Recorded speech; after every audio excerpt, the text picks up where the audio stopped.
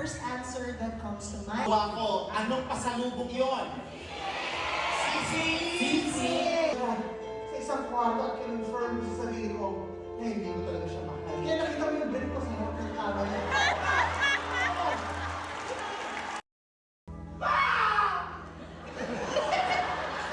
Akala ko pa naman, ang ganda ng loob ko sa'yo. Pagdating mo doon sa front desk, sabi ko, lumukso ang dugo ko sa'yo, parang Ako din. Lahat. ako? Oo. Bakit? Paano kita matutulong? Wala akong kinalaman dito. Naalala ko yung nandun tayo sa Rufidel at binasama ko ang mga tula mo. Hindi ka mamamatay, Mama. Namatay ka na.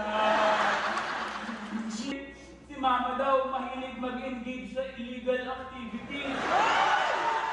L.A. Andito na ako!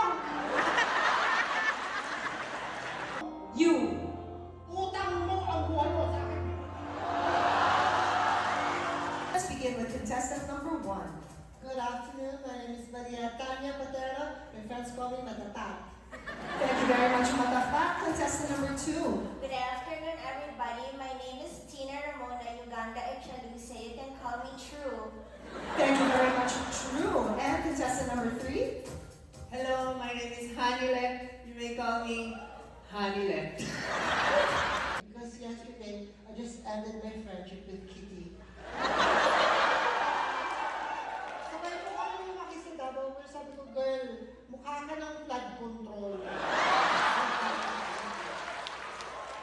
Nakakasira ka na ng life. Kasi, you're just flowing. And sabi mo naman sa akin, friend, tire share ka. At least ako, malaki mata, kaya ulat na ako sa katotohanan. It's so hard because one is part of my future and the other is part of my past. Alam niyo kung bakit alam ko yung tete? Bakit? Bakit? Because it's bridging the gap.